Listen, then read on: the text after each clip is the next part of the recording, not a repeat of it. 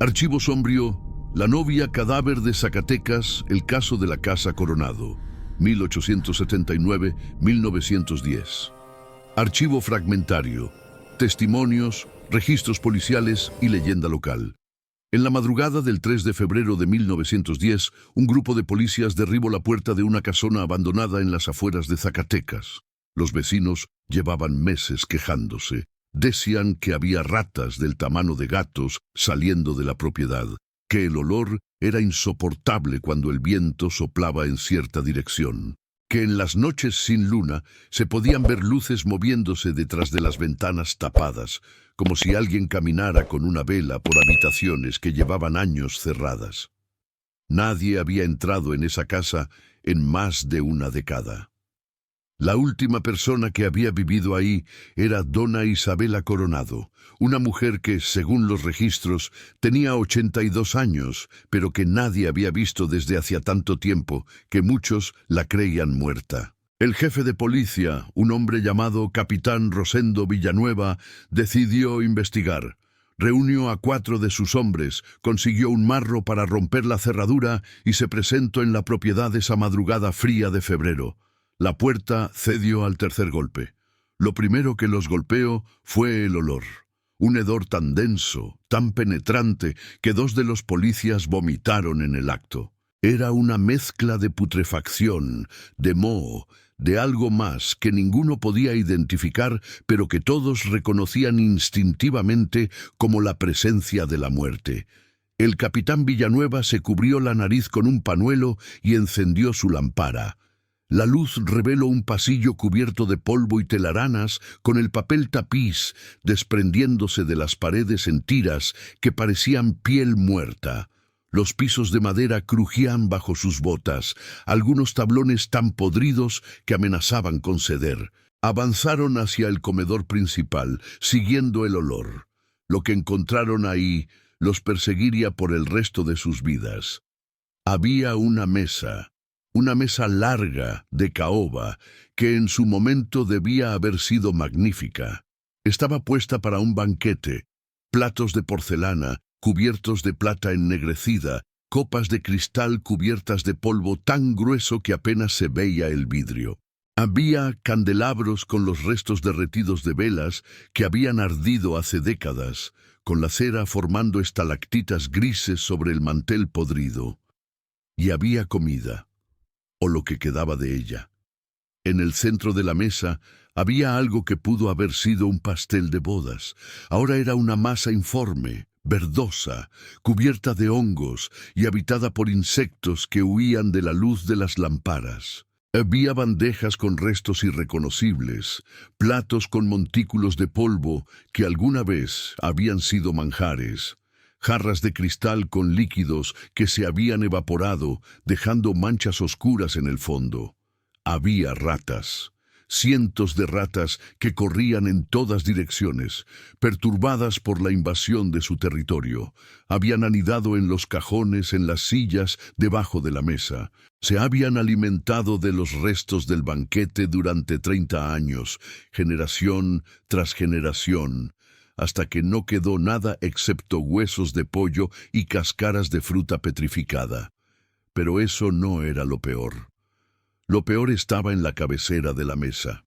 Había una silla más grande que las demás, con respaldo alto y brazos tallados. Y en esa silla había algo que, a primera vista, los policías confundieron con un maniquí o una estatua. Era un esqueleto vestido con un vestido de novia.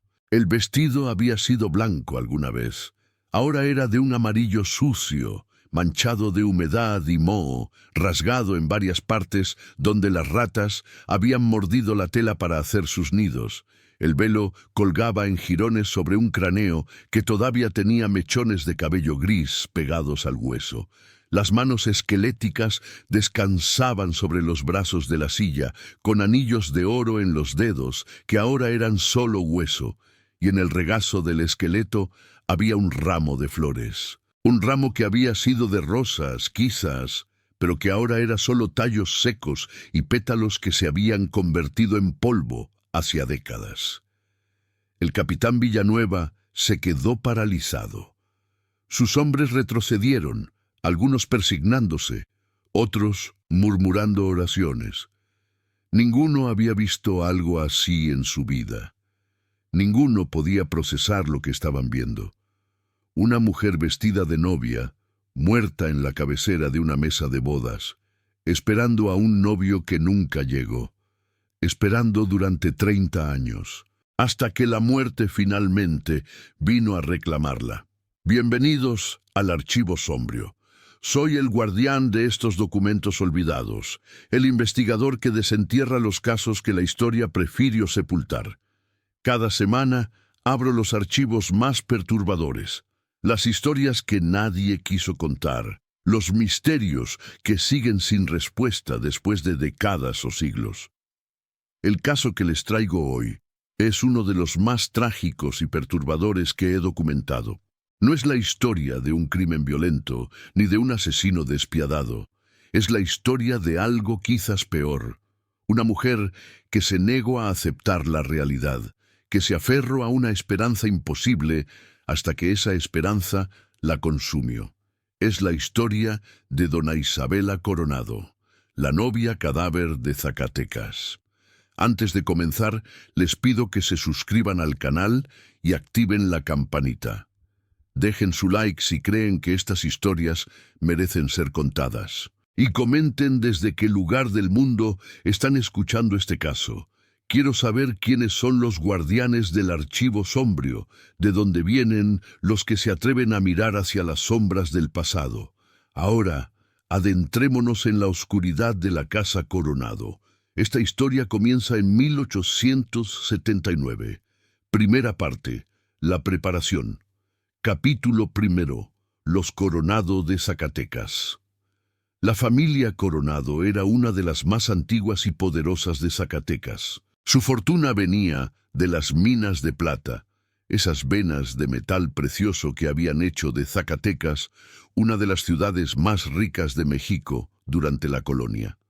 Los Coronado habían sido dueños de varias minas desde el siglo XVII, acumulando riqueza generación tras generación, construyendo un imperio que parecía indestructible. Para 1879, la familia ya no era lo que había sido. Las minas se habían agotado, los precios de la plata habían caído, y generaciones de administración descuidada habían reducido la fortuna familiar a una fracción de lo que había sido. Pero todavía tenían tierras, todavía tenían propiedades y todavía tenían el nombre. En una sociedad donde el apellido lo era todo, ser un Coronado todavía significaba algo. Don Aurelio Coronado, el patriarca, había muerto en 1865. Su esposa, dona Carmen, lo había seguido 3 años después. De sus 6 hijos, solo 2 habían sobrevivido hasta la edad adulta. Un varón, Alejandro, que había emigrado a Europa y raramente se comunicaba con la familia, y una mujer, Isabela. Isabela Coronado había nacido en 1828. Para 1879 tenía 51 años, una edad que en aquella época se consideraba el ocaso de la vida. Nunca se había casado. Había tenido pretendientes en su juventud, pero su padre había rechazado a todos, considerándolos indignos del apellido Coronado. Y cuando don Aurelio murió, Isabela ya era demasiado mayor para el mercado matrimonial de la época. Había pasado su vida administrando lo que quedaba de la fortuna familiar. Era una mujer inteligente, educada, que manejaba los negocios con una habilidad que sorprendía a los hombres de su época. Pero también era una mujer sola, una mujer que había sacrificado su juventud cuidando a padres enfermos, que había visto pasar los años sin amor, sin compañía, sin nada más que la casona vacía y el peso del apellido, hasta que apareció Eduardo Villaseñor. Capítulo 2. El pretendiente. Eduardo Villaseñor llegó a Zacatecas en el verano de 1878. Decía ser un empresario de la Ciudad de México, interesado en invertir en las minas de la región. Tenía 40 años, era viudo y venía con cartas de recomendación de banqueros y políticos importantes. Era un hombre de aspecto agradable, modales refinados, conversación educada. Exactamente el tipo de persona que la sociedad de Zacatecas recibía con los brazos abiertos. Lo que nadie sabía o nadie quiso investigar era que las cartas de recomendación eran falsas. Que Eduardo Villaseñor no era empresario sino estafador, un hombre que había dejado un rastro de deudas y enganos desde Veracruz hasta Guadalajara. Que su interés en las minas de Zacatecas no era invertir, sino encontrar a alguien con dinero a quien desplumar. Y encontró a Isabela Coronado. No sabemos cómo se conocieron exactamente. Los testimonios varian. Algunos dicen que fue en una misa, otros que fue en una reunión social, otros que Villaseñor simplemente se presentó en la casa Coronado con una carta de introducción. Lo que sabemos es que para el otoño de 1878, Eduardo Villaseñor era un visitante frecuente de la casona. Isabela, que había pasado más de 30 años sin atención romántica, estaba encantada. Aquí había un hombre que la trataba como mujer, no como solterona, que la escuchaba, que la alababa, que le hacía sentir que todavía era deseable, que no le importaba su edad ni la reducida fortuna de los Coronado. Era un espejismo, por supuesto. Villaseñor había investigado bien. Sabía que Isabela todavía tenía propiedades, todavía tenía tierras, todavía tenía joyas de familia que valían una fortuna. Sabía que era vulnerable, sola, desesperada por afecto. Era la víctima perfecta. En diciembre de 1878, Eduardo Villaseñor pidió la mano de Isabela Coronado. Ella aceptó sin dudarlo. La boda fue programada para el 15 de febrero de 1879. Sería la boda del año en Zacatecas. Capítulo 3. Los preparativos. Isabela se entregó a los preparativos con una energía que sorprendió a todos los que la conocían. Contrató a los mejores proveedores de la ciudad. El vestido de novia fue encargado a una modista de la capital, confeccionado con seda importada de Francia y encajes de Brujas. Las flores vendrían de invernaderos en Aguascalientes. La comida seria preparada por el mejor cocinero de Zacatecas, un francés que había trabajado en casas nobles de Europa. La casona fue renovada para la ocasión. Se pintaron las paredes, se pulieron los pisos, se limpiaron los candelabros de cristal que llevaban años cubiertos de polvo. Se trajeron muebles nuevos, se colgaron cortinas de terciopelo, se llenaron los jarrones con flores frescas. Y se preparó el comedor para el banquete. Era una sala magnífica, con techos altos y ventanas que daban al jardín interior. La mesa podía sentar a 30 personas cómodamente y para la boda estaría llena. Isabela había invitado a toda la sociedad de Zacatecas, las familias importantes, los políticos, los empresarios, incluso el obispo, que oficiaría la ceremonia. El menú era extraordinario. Habría sopa de tortuga, pescado importado de la costa, aves rellenas, carnes asadas, verduras de temporada, postres elaborados. Y en el centro de todo, el pastel de bodas, una torre de 5 pisos decorada con flores de azúcar y coronada por figurillas de porcelana que representaban a los novios. El vino vendría de España, el champán de Francia. Los platos serían de porcelana inglesa, los cubiertos de plata mexicana, las copas de cristal de Bohemia. Todo lo mejor, todo lo más fino, todo lo que el dinero de los Coronado podía comprar. Isabela supervisaba cada detalle personalmente. Se levantaba al amanecer y no se acostaba hasta la medianoche, revisando listas, dando órdenes, asegurándose de que todo fuera perfecto. Los sirvientes nunca la habían visto tan animada, tan llena de vida. Era como si los años se hubieran borrado de su rostro, como si la perspectiva del matrimonio la hubiera rejuvenecido. No sabía que estaba preparando su propia tumba. Capítulo 4. Las dudas. No todos estaban convencidos de Eduardo Villaseñor. Algunos miembros de la sociedad de Zacatecas tenían sospechas. Habían notado inconsistencias en sus historias, vacíos en su pasado que no podía explicar. Un banquero local había intentado verificar sus credenciales y no había encontrado nada. Un abogado había sugerido discretamente que Isabela investigara más antes de comprometerse. Pero Isabela no quería escuchar. Estaba enamorada, o creía estarlo. Y después de tantos años de soledad, no iba a dejar que rumores y sospechas le arruinaran la felicidad. Había una persona en particular que trato de advertirla. Se llamaba Dona Mercedes Aguirre, una viuda que había sido amiga de la madre de Isabela. Dona Mercedes había oído rumores sobre Villaseñor. Había escuchado historias de otras ciudades, de otras mujeres enganadas. Una semana antes de la boda, Dona Mercedes visitó a Isabela. Le contó lo que sabía. Le pidió que al menos pospusiera el matrimonio hasta que pudiera verificar la información. Isabela la echó de su casa. «Están celosos», dijo después a sus sirvientes. «Todos están celosos de que finalmente voy a ser feliz. No les hagan caso. La boda será el 15 de febrero, como estaba planeado». Y así fue, o así debió ser. Capítulo 5. La mañana del 15 de febrero. El 15 de febrero de 1879 amaneció despejado y frío. Isabela se despertó antes del alba, demasiado emocionada para dormir. Las criadas la banaron con agua perfumada, la peinaron con elaborados rizos, la vistieron con el vestido de novia que había esperado toda su vida.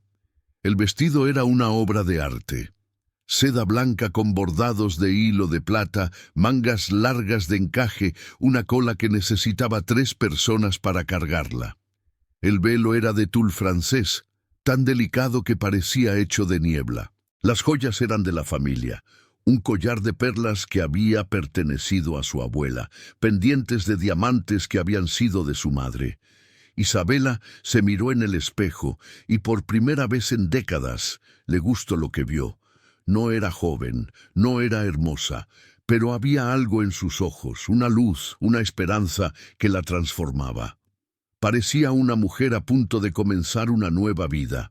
Bajó al comedor para supervisar los últimos preparativos. La mesa estaba puesta, los candelabros encendidos, las flores dispuestas en arreglos perfectos. Los sirvientes se movían con eficiencia, llevando platos y jarras, ajustando cubiertos, asegurándose de que todo estuviera en su lugar. El pastel de bodas ocupaba el centro de la mesa, imponente y hermoso. Las figurillas de los novios en la cima parecían mirar hacia abajo, presidiendo el banquete que estaba por comenzar. Todo estaba listo, solo faltaba el novio. Capítulo 6. La espera. La ceremonia estaba programada para las 11 de la mañana. A las 10, los primeros invitados comenzaron a llegar. Fueron recibidos en el salón principal, donde se les ofreció chocolate caliente y pastelillos mientras esperaban. La conversación era animada, las felicitaciones fluían. Todos comentaban lo hermosa que se veía Isabela, lo afortunada que era por haber encontrado el amor a su edad. A las 10:30, el obispo llegó con sus acólitos. Fue llevado a la capilla privada de la casa, donde se celebraría la ceremonia. Se vistió con sus ornamentos, preparó el altar, revisó el libro de matrimonios.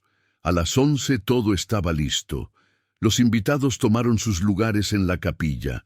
Isabela esperaba en una habitación contigua, con su madrina de bodas, lista para entrar cuando comenzara la música.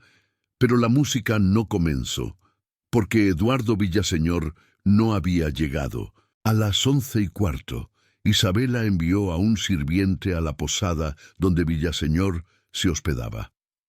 El sirviente regresó con noticias confusas. El señor Villaseñor había partido temprano esa mañana, según el posadero. Había pagado su cuenta y había salido con su equipaje, diciendo que tenía un asunto urgente que atender, pero que volvería a tiempo para la boda. A las 11:30, Isabela envió jinetes a buscarlo por los caminos. Quizás se había retrasado, quizás había tenido un accidente, quizás algo le había impedido llegar a tiempo. A las 12, los invitados comenzaron a murmurar. El obispo consultó su reloj repetidamente. Las mujeres intercambiaban miradas significativas. Los hombres tosían incómodos. A la 1, algunos invitados comenzaron a irse. Se disculpaban con vagas excusas, prometían volver más tarde, pero todos sabían que no volverían. El escándalo era inevitable.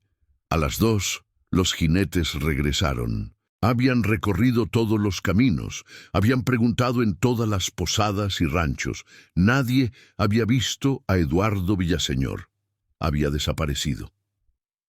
Segunda parte. El derrumbe. Capítulo 7. La verdad.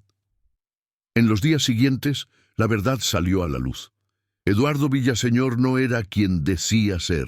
Era un estafador profesional, un hombre que había dejado un rastro de víctimas por todo México. Había estado casado 3 veces antes, siempre con mujeres de cierta edad y cierta fortuna, siempre desapareciendo antes de que lo atraparan. Había llegado a Zacatecas con un plan simple: enamorar a Isabela, casarse con ella y desaparecer con todo lo que pudiera llevarse.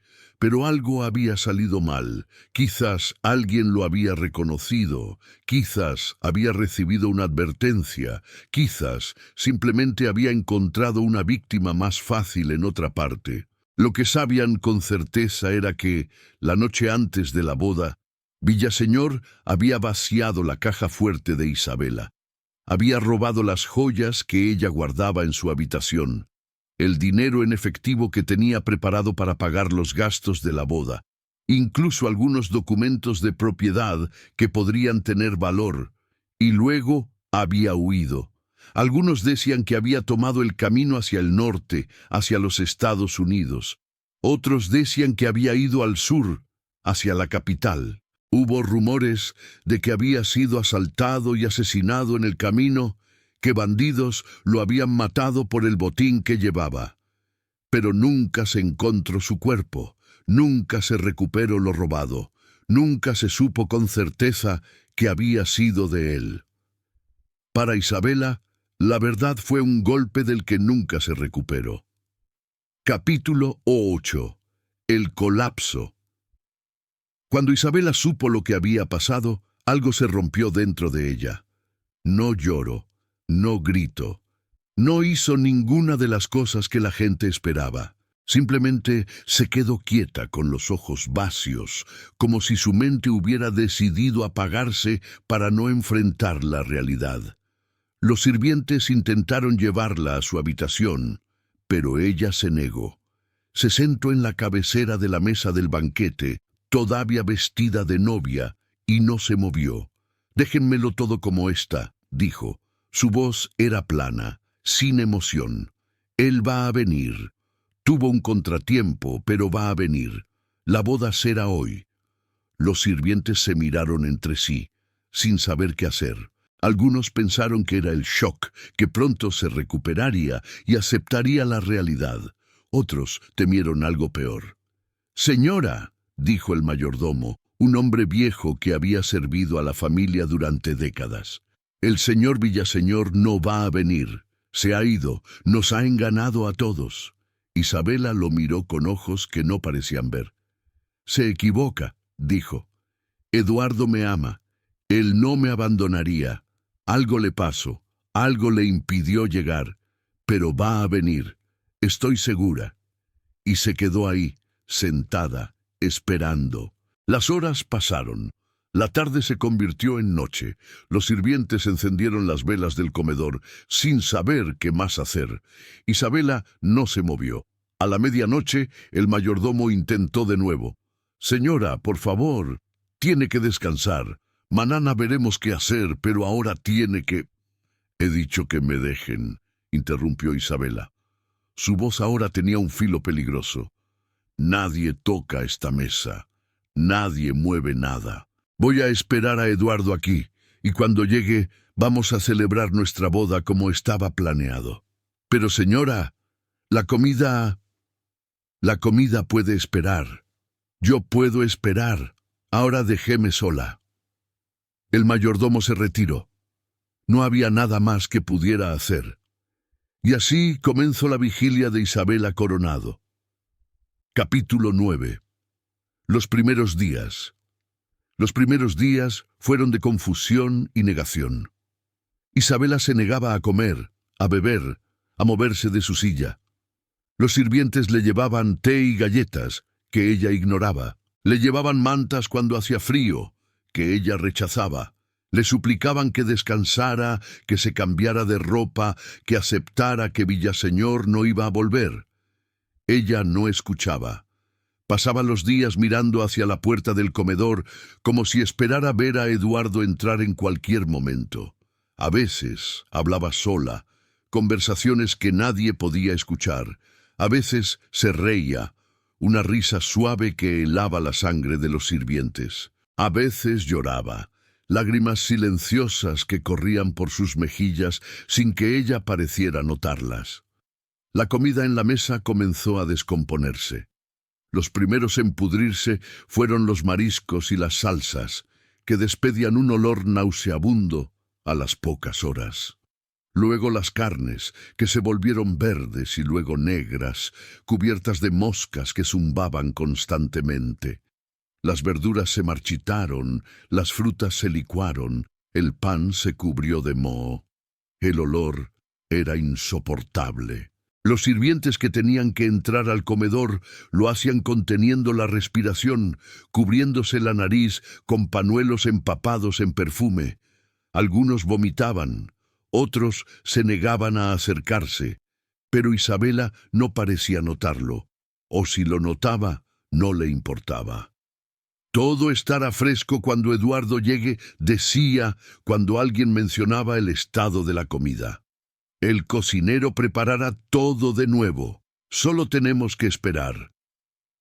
A la semana, el mayordomo tomó una decisión. Envió a buscar al médico de la familia, un hombre llamado Doctor Fuentes, para que examinara a la señora. Capítulo 10. El diagnóstico. El doctor Fuentes era un hombre de 60 años, formado en Europa, que había atendido a la familia Coronado durante décadas. Cuando entro al comedor de la casa Coronado, casi se desmaya. El olor, las moscas, la comida putrefacta, era como entrar en una pesadilla. Y en el centro de esa pesadilla, una mujer vestida de novia, inmóvil como una estatua, con los ojos fijos en una puerta que nunca se abría. El doctor intentó examinar a Isabela, pero ella se negó a cooperar. No respondía a sus preguntas, no lo miraba, no reconocía su presencia. Era como si hubiera decidido que el mundo exterior ya no existía. Después de una hora de intentos frustrados, el doctor se reunió con el mayordomo en el pasillo. «Es catatonia», dijo en voz baja, «un colapso de la mente provocado por el trauma. He visto casos similares, aunque nunca tan severos». «¿Se recuperará?», preguntó el mayordomo. El doctor suspiró. «Es imposible saberlo. Algunos pacientes se recuperan en semanas, otros nunca lo hacen. Lo mejor sería internarla en un hospital donde pueda recibir atención adecuada». El mayordomo negó con la cabeza. «Ella no lo permitirá, y legalmente no podemos obligarla. Todavía es la dueña de esta casa, de esta fortuna. No hay nadie que pueda firmar su internamiento. Entonces necesitarán enfermeras, cuidadores. No puede quedarse sola en ese estado». «Lo intentaremos, doctor, pero ya ve cómo está. Se niega a todo, se niega incluso a vivir». El doctor se fue esa noche, prometiendo volver. Pero las siguientes veces que lo llamaron, Isabela se negó a verlo. Ordenó que no lo dejaran entrar. Y como era la dueña de la casa, sus órdenes fueron obedecidas. Capítulo 11. Las semanas. Las semanas pasaron. El banquete se pudrió por completo. Lo que habían sido manjares exquisitos se convirtió en montículos de materia orgánica irreconocible, cubiertos de hongos y habitados por gusanos. Las moscas dieron paso a las ratas, que llegaron atraídas por el olor y se quedaron, multiplicándose en la oscuridad del comedor. El vestido de novia de Isabela perdió su blancura. Se manchó con el polvo que caía del techo, con la humedad que se filtraba por las paredes, con los restos de la comida que las ratas arrastraban de un lado a otro. Los encajes se rasgaron, la seda se decoloró, las perlas del collar se opacaron.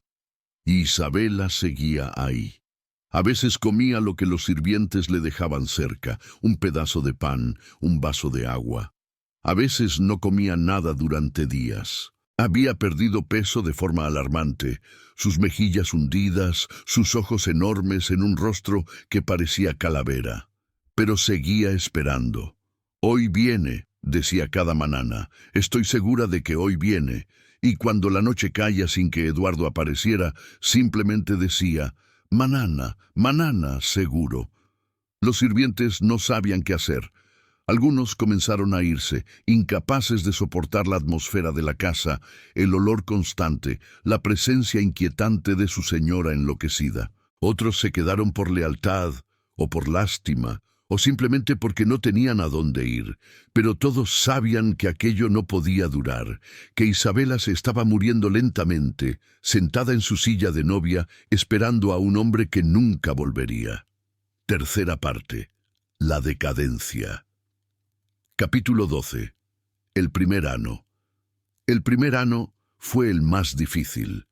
La sociedad de Zacatecas, al principio, intentó ayudar.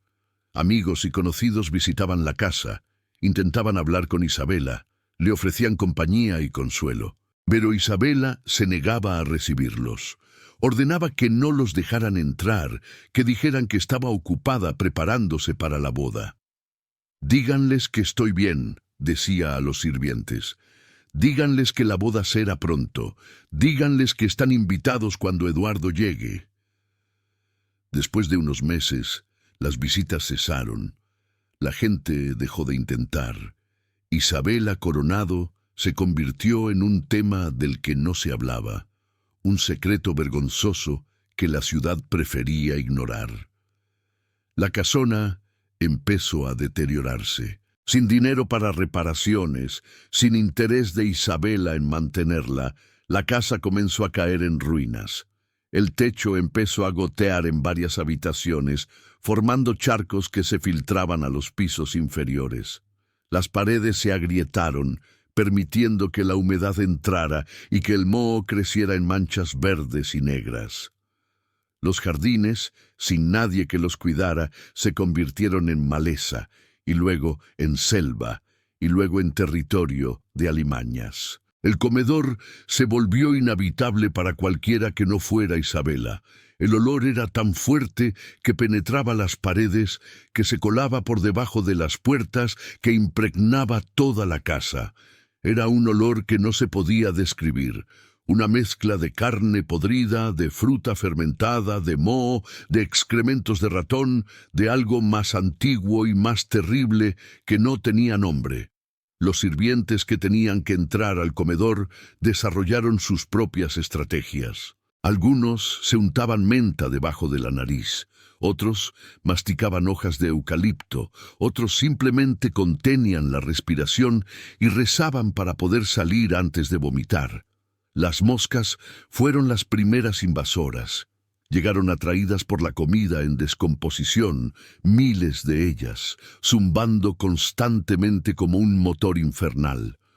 Pusieron sus huevos en las carnes, en los pescados, en cualquier cosa que tuviera proteína. Los gusanos eclosionaron días después, blancos y ciegos, retorciéndose en los platos como una pesadilla viva.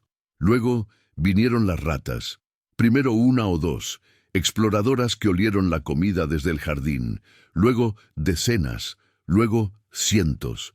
Se adueñaron completamente del espacio, corriendo libremente sobre la mesa, anidando en las sillas vacías, royendo todo lo que podían morder.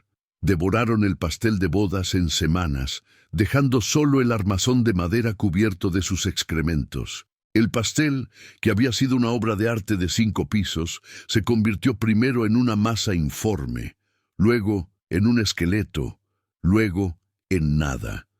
Las figurillas de los novios desaparecieron, quizás arrastradas por las ratas a algún rincón oscuro, quizás enterradas bajo la mugre acumulada.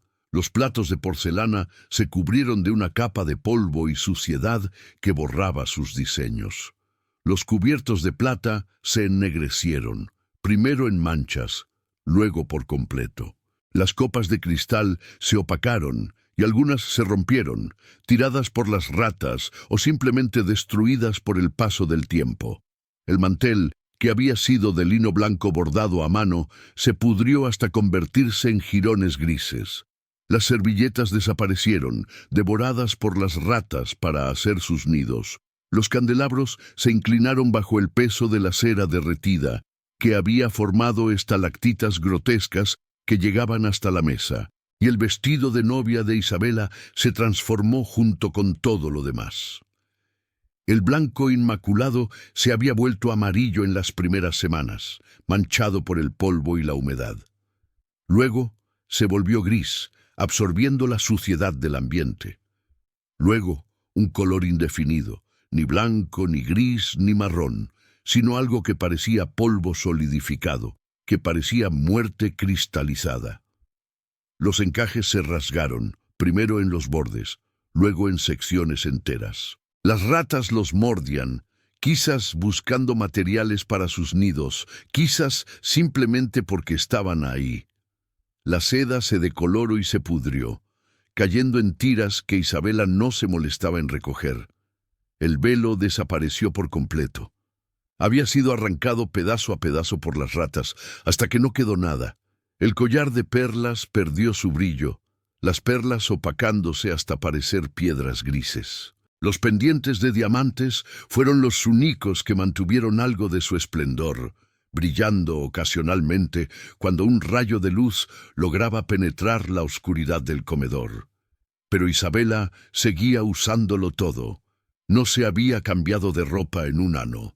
No se había banado, no se había peinado, no había hecho nada que la conectara con el mundo de los vivos.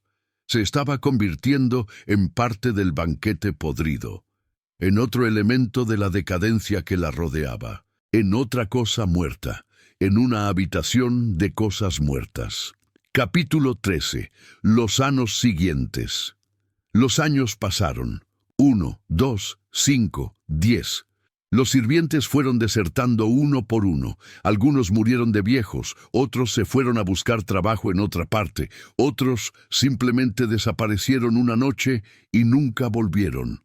Para 1890, 11 años después de la boda fallida, solo quedaban 2, una cocinera anciana llamada Petra y un hombre de todo trabajo llamado Rosario.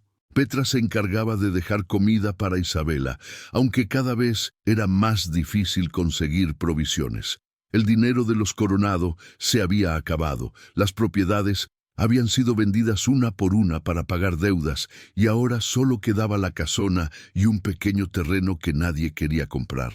Rosario se encargaba de mantener las partes de la casa que todavía se usaban, la cocina, una habitación trasera donde él y Petra dormían, un pozo en el jardín que proporcionaba agua. El resto de la casa estaba abandonado, cerrado, entregado a las ratas y las arañas. El comedor era un reino de la muerte. La mesa seguía ahí, con los restos petrificados del banquete. Los platos de porcelana estaban cubiertos de una capa de polvo tan gruesa que ya no se veía el diseño. Los cubiertos de plata se habían ennegrecido por completo. Las copas de cristal estaban opacas, algunas rotas por las ratas que las habían tirado al suelo. El pastel de bodas era ahora un esqueleto de madera, completamente devorado por los roedores. Las figurillas de los novios habían desaparecido, quizás robadas, quizás destruidas, quizás enterradas bajo la mugre acumulada, y en la cabecera, Isabela. Había envejecido de forma terrible. Su cabello, que había sido castaño oscuro, era ahora completamente blanco, enredado en una masa que nunca había sido peinada. Su piel era del color del pergamino, estirada sobre huesos que sobresalían de forma antinatural. Sus ojos, antes brillantes, eran ahora opacos, hundidos en cuencas que parecían pozos sin fondo. Pero seguía viva y seguía esperando. Capítulo 14. La rutina. La rutina de Isabela era siempre la misma. Se despertaba al amanecer, aunque en el comedor oscuro era imposible saber cuándo amanecía. Miraba hacia la puerta, como había hecho cada día durante años, esperando ver a Eduardo entrar. «Hoy viene», murmuraba. «Estoy segura de que hoy viene». Pasaba la mañana inmóvil, con las manos sobre los brazos de la silla, mirando hacia la nada. A veces hablaba sola, conversaciones fragmentarias que nadie podía entender. A veces cantaba, melodías de su juventud que sonaban como lamentos en el silencio del comedor. A mediodía, Petra entraba con un plato de comida. Lo dejaba en una mesa auxiliar cerca de Isabela, sin decir nada, sin mirar demasiado de cerca. Había aprendido que era mejor no hablar con la señora, que cualquier intento de conversación terminaba en confusión o en ira. Isabela a veces comía, a veces no. Cuando comía, lo hacía mecánicamente, sin saborear, sin notar lo que se llevaba a la boca. Cuando no comía, el plato permanecía ahí hasta que las ratas se lo llevaban. Por las tardes, Isabela a veces se levantaba. Caminaba por el comedor con pasos lentos, arrastrando la cola del vestido podrido, tocando los platos y las copas como si estuviera asegurándose de que todo estaba en su lugar. A veces murmuraba cosas como «el vino se está enfriando» o «las velas necesitan cambiarse», comentarios absurdos sobre un banquete que había dejado de existir hacía años. Al anochecer volvía a sentarse. Miraba hacia la puerta con esa esperanza terrible que nunca la abandonaba. «Manana», decía antes de cerrar los ojos. «Manana seguro viene». Y al día siguiente, la rutina comenzaba de nuevo. Capítulo 15. Los visitantes. De vez en cuando, alguien intentaba visitar la casa. A veces eran curiosos, atraídos por los rumores sobre la loca de los Coronado. A veces eran funcionarios, que venían a cobrar impuestos o a verificar el estado de la propiedad. A veces eran parientes lejanos, que aparecían reclamando derechos sobre la fortuna inexistente. Rosario los rechazaba a todos. La señora no recibía visitas, decía. La señora estaba ocupada. La señora no quería ser molestada. Algunos insistían, exigían entrar, amenazaban con la policía, con los tribunales. Rosario los dejaba entrar entonces, pero solo hasta el pasillo. Desde ahí podían ver el comedor, podían oler la podredumbre, podían escuchar los murmullos de Isabela hablando consigo misma. Ninguno insistió después de eso. La visión de la casa, del comedor, de la mujer vestida de novia, era suficiente para espantar hasta al más determinado. Hubo un incidente en 1895. Un grupo de niños se atrevió a entrar a la propiedad de noche, movidos por las historias de fantasmas que sus padres contaban. Llegaron hasta una ventana del comedor y miraron adentro. Lo que vieron los marcó para siempre. Años después, uno de esos niños, ya adulto, describió la escena en una carta. Vimos una mesa cubierta de cosas que parecían cadáveres de animales. Vimos ratas del tamaño de gatos corriendo por todas partes. Y vimos a una mujer, o lo que quedaba de una mujer sentada en una silla, vestida con harapos blancos, con el pelo como telaranas. Nos miro, juro que nos miro, aunque sus ojos parecían vacíos, y sonrío, una sonrisa que no era humana, que no podía ser humana. Huimos, corrimos más rápido de lo que habíamos corrido nunca, y ninguno de nosotros volvió a acercarse a esa casa. Capítulo 16. La muerte de los sirvientes. En 1898, Petra murió. Tenía 83 años, y había servido a la familia Coronado desde que era una nina. Murió en su cama, en la habitación trasera de la casona, con Rosario a su lado. Sus últimas palabras, según Rosario, fueron: «Cuídala, no la dejes morir sola».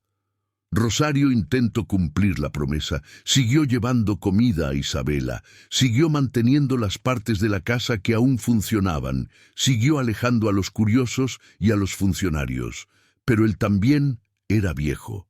Tenía 70 años y sus fuerzas se agotaban. En 1903 sufrió una caída que le rompió la cadera. No pudo volver a caminar normalmente.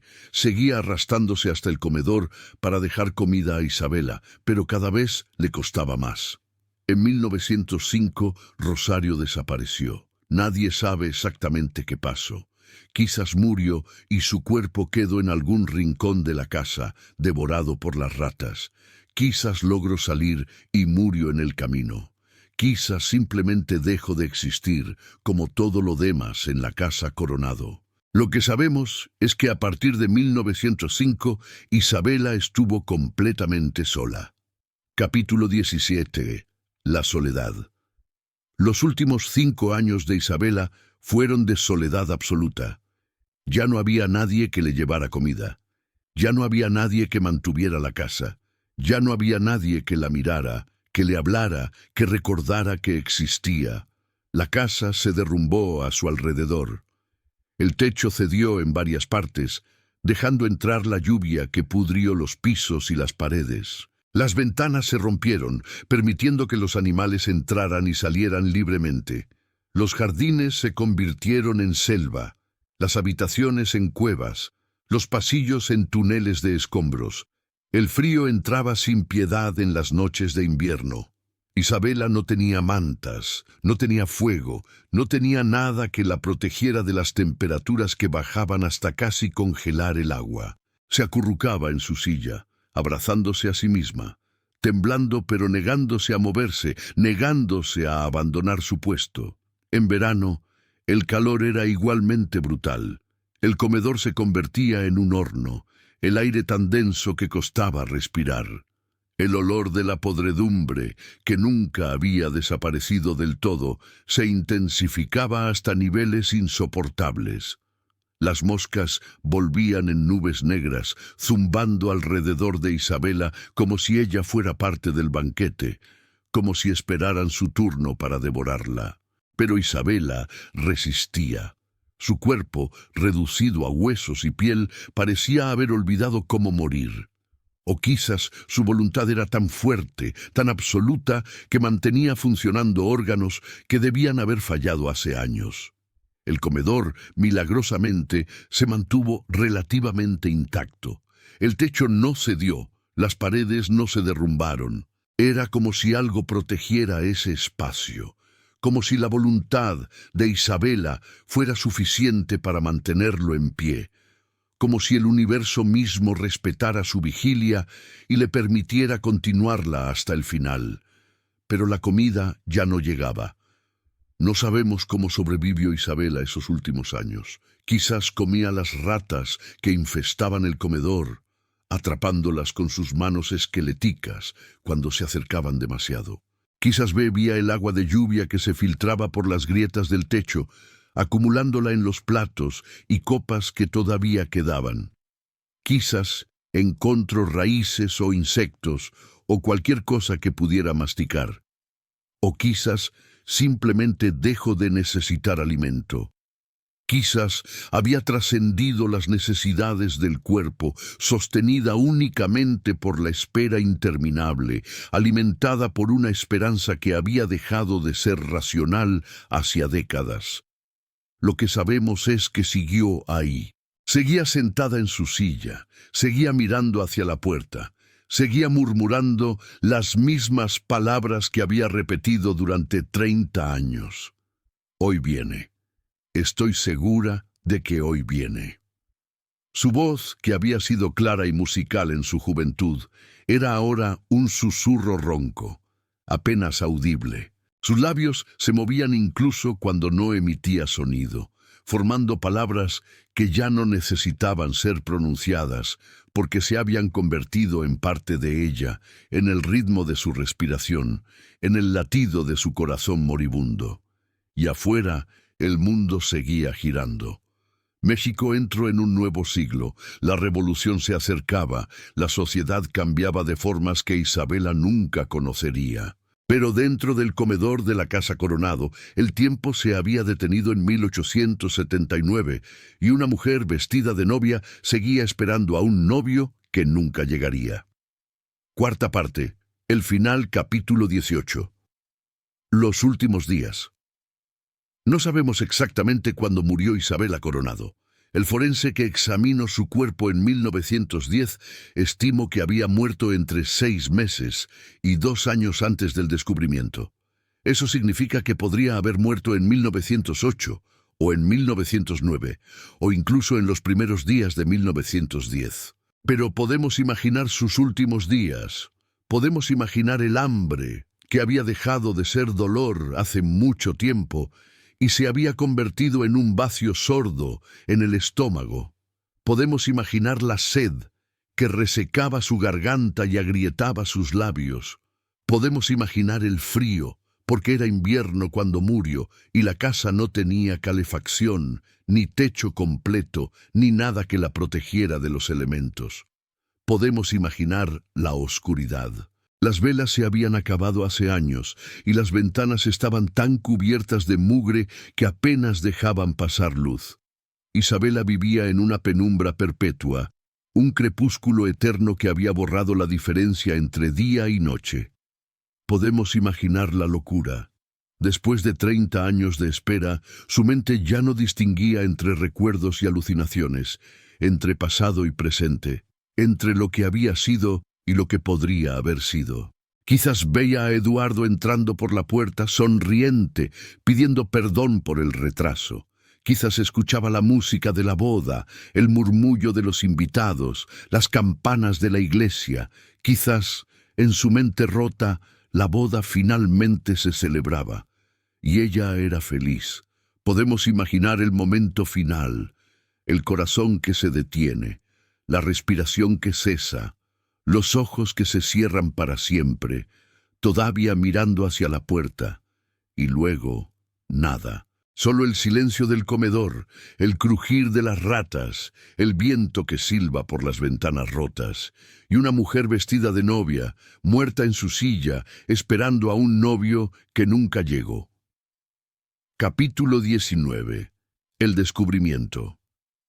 El descubrimiento, como ya contamos, ocurrió el 3 de febrero de 1910. El capitán Rosendo Villanueva y sus hombres encontraron el cuerpo de Isabela Coronado, momificado por las condiciones del comedor, sentado en la misma silla donde había pasado los últimos 30 años de su vida. La escena era dantesca. 4 policías veteranos, hombres que habían visto crímenes y tragedias de todo tipo, tuvieron que salir del comedor a vomitar o a respirar aire fresco antes de poder continuar.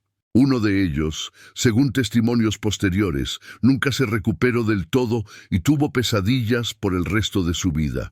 El olor era lo primero que los golpeaba. 30 años de putrefacción, de ratas, de muerte lenta. Era un olor que penetraba la ropa, el cabello, la piel. Los policías quemaron sus uniformes después de esa noche, pero el olor pareció quedarse con ellos durante semanas. Luego estaba la visión, la mesa cubierta de restos irreconocibles, los platos convertidos en nidos de ratas, los cubiertos ennegrecidos como si hubieran sido sumergidos en alquitrán, las telaranas que cubrían todo como un sudario gris, moviéndose ligeramente con la corriente de aire que había entrado por la puerta abierta, y en medio de todo eso, Isabela. Su cuerpo se había momificado naturalmente, conservado por las condiciones de sequedad y falta de ventilación del comedor cerrado. La piel se había vuelto del color del pergamino viejo, estirada sobre huesos que sobresalían de forma antinatural. Los ojos se habían hundido en sus cuencas, pero todavía estaban ahí, mirando hacia la puerta con una expresión que nadie podía describir. El vestido de novia era irreconocible.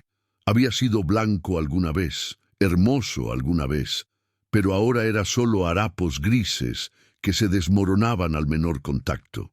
Las ratas habían anidado en los pliegues, habían mordido la tela, habían hecho del parte de su territorio. Y los anillos.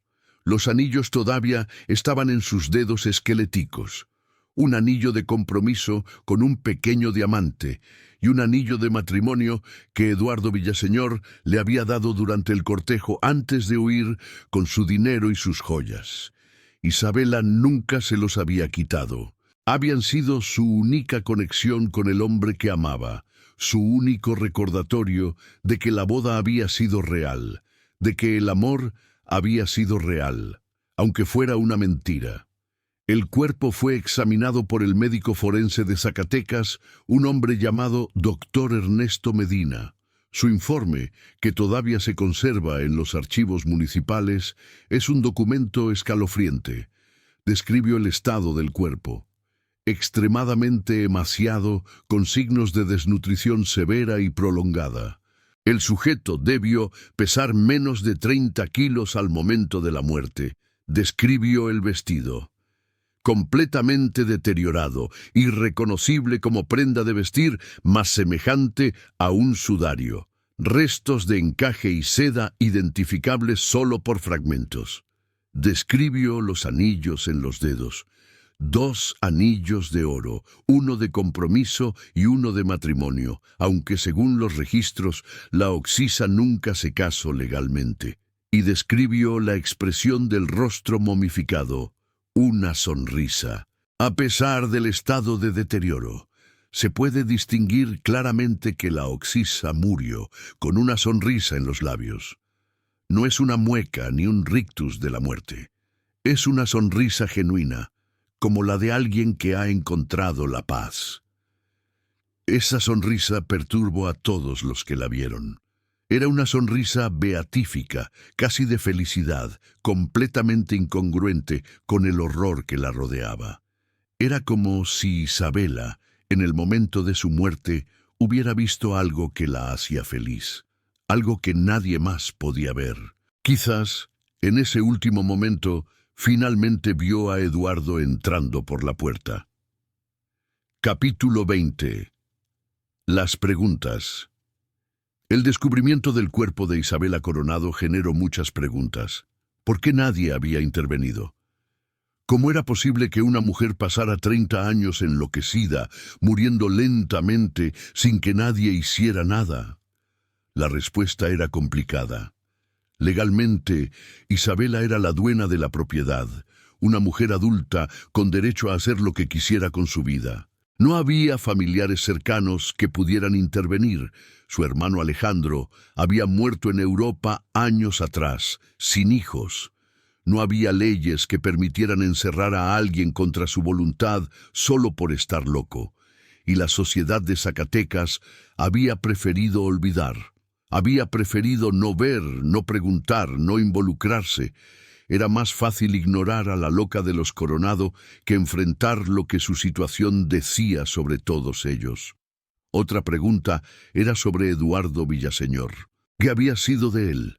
Había muerto en el camino, como algunos decían. Había escapado a otro país.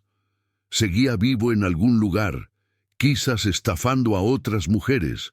Quizás rico con el dinero que había robado a Isabela. Nunca se supo. Eduardo Villaseñor desapareció de la historia tan completamente como había aparecido. Era un fantasma, un hombre sin rostro, un hombre que había destruido una vida y luego se había esfumado sin dejar rastro. Y la pregunta más perturbadora, ¿era Isabela una víctima o una cómplice de su propio destino? Había elegido quedarse. Había elegido esperar. Había rechazado toda ayuda, todo intento de rescate. En algún nivel, había decidido que prefería morir esperando a Eduardo que vivir sin él. Era locura, era amor, era simplemente la incapacidad de aceptar una realidad demasiado dolorosa. Quizás era todo eso. Quizás era algo que no tiene nombre, algo que existe en ese espacio oscuro entre la cordura y la demencia, entre la esperanza y la obsesión. Capítulo 21. El entierro.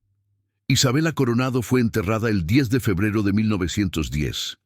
El funeral fue modesto. No quedaban familiares que lo organizaran, no quedaban amigos que asistieran. El municipio pagó los gastos y el cura de la parroquia ofició una misa breve, sin pompa, sin lágrimas. Fue enterrada en el cementerio municipal de Zacatecas, en una tumba sin lápida. Años después, alguien colocó una cruz de madera con su nombre y las fechas de su vida, 1828-1910. 82 años. 31 de ellos pasados esperando a un hombre que nunca llegó. El vestido de novia fue enterrado con ella. Estaba tan deteriorado que no podía ser removido sin destruir el cuerpo. Así que Isabela fue al sepulcro como había vivido sus últimos años, vestida de novia, esperando una boda que nunca se celebró. La casa fue demolida poco después. Era un peligro público, dijeron las autoridades.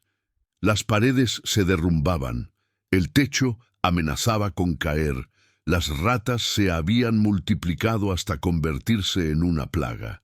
Mejor acabar con ella de una vez. Los escombros fueron llevados a las afueras de la ciudad y enterrados. Los objetos de valor, los pocos que quedaban, fueron subastados para pagar las deudas que Isabela había dejado. Y así terminó la casa Coronado. Y así terminó la historia de la novia cadáver de Zacatecas. O así debió terminar. Quinta parte. El legado capítulo 22. Los rumores. Pero las historias como esta no terminan tan fácilmente. En los años siguientes, comenzaron a circular rumores sobre el terreno donde había estado la casa Coronado. Decían que en las noches de luna llena se podía ver una figura blanca caminando entre los escombros. Una mujer vestida de novia, con el rostro pálido y los ojos vacíos, que buscaba algo que nunca encontraba. Decían que, si uno se acercaba lo suficiente, podía escuchar su voz. Un susurro que repetía siempre las mismas palabras. Hoy viene. Estoy segura de que hoy viene. Decían que a veces la figura se detenía y miraba hacia el horizonte, hacia el camino por donde Eduardo Villaseñor había desaparecido 30 años atrás, y que su expresión, en esos momentos, era de una tristeza tan profunda que rompía el corazón de quien la veía. Eran supersticiones, probablemente. Historias inventadas por gente que quería explicar su incomodidad con lo que había pasado, que necesitaba creer que Isabela todavía existía de alguna forma, que su sufrimiento no había sido en vano. O quizás no. Capítulo 23. La leyenda.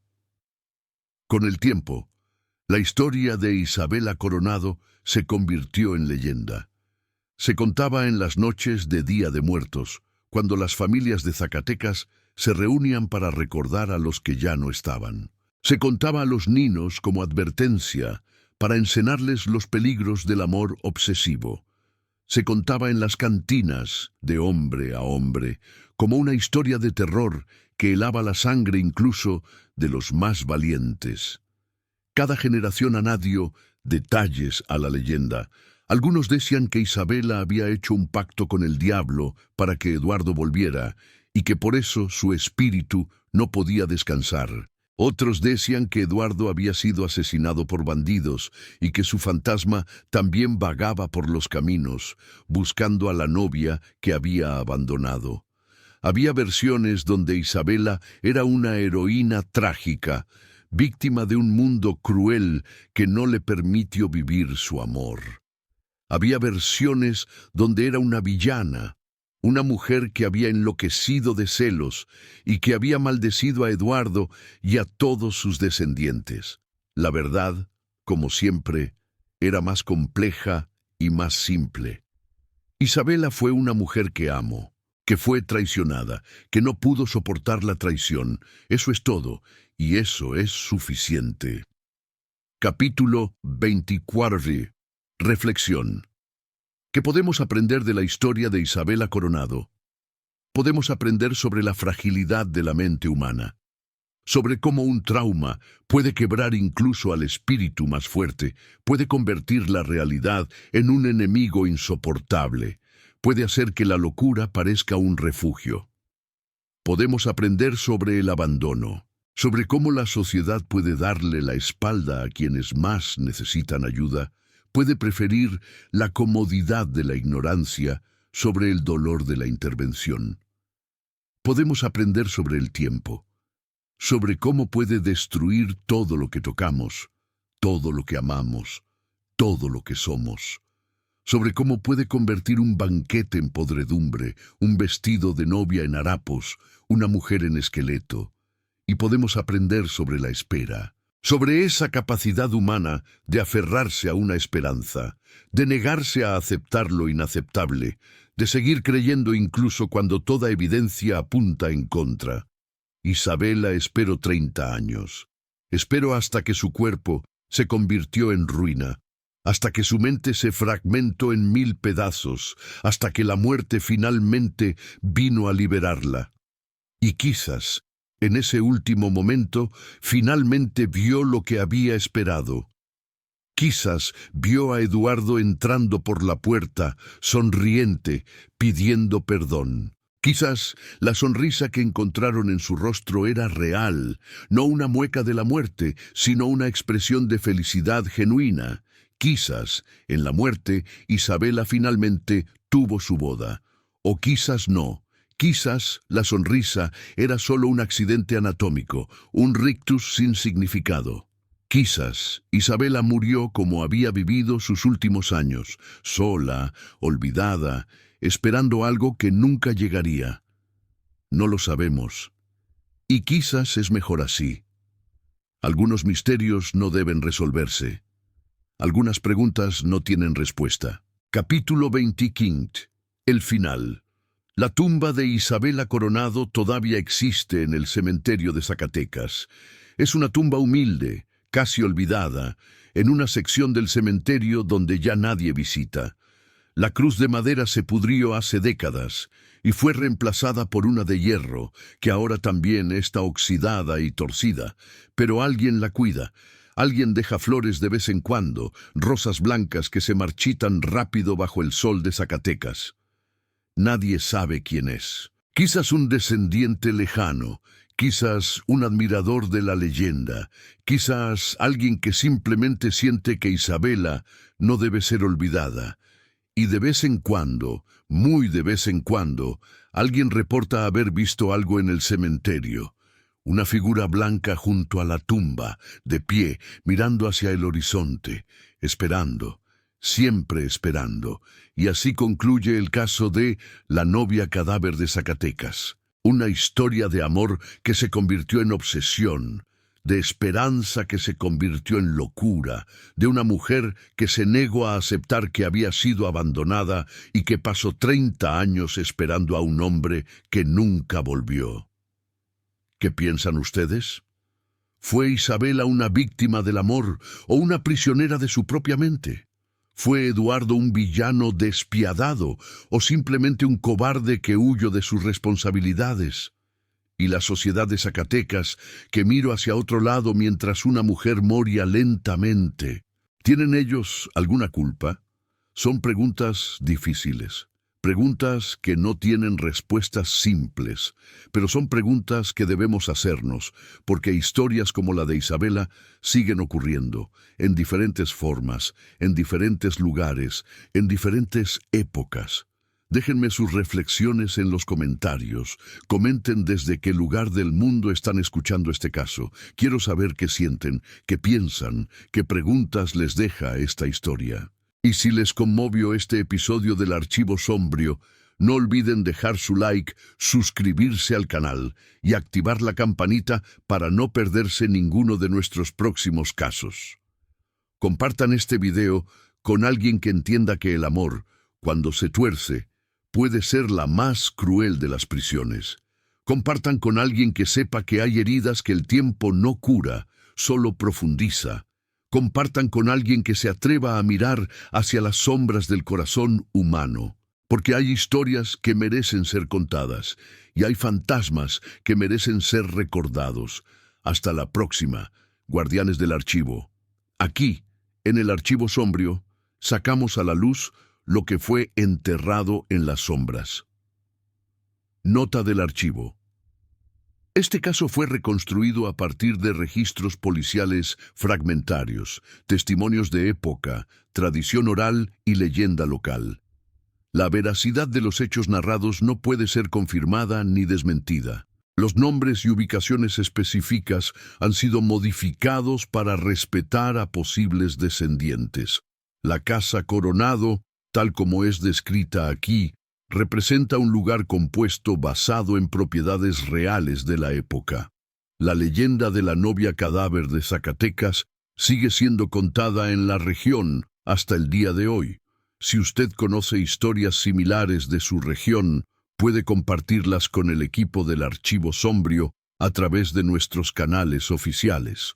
Recordemos, el amor puede construir, pero también puede destruir. Y a veces lo que llamamos amor es solo otra forma de prisión. Fin.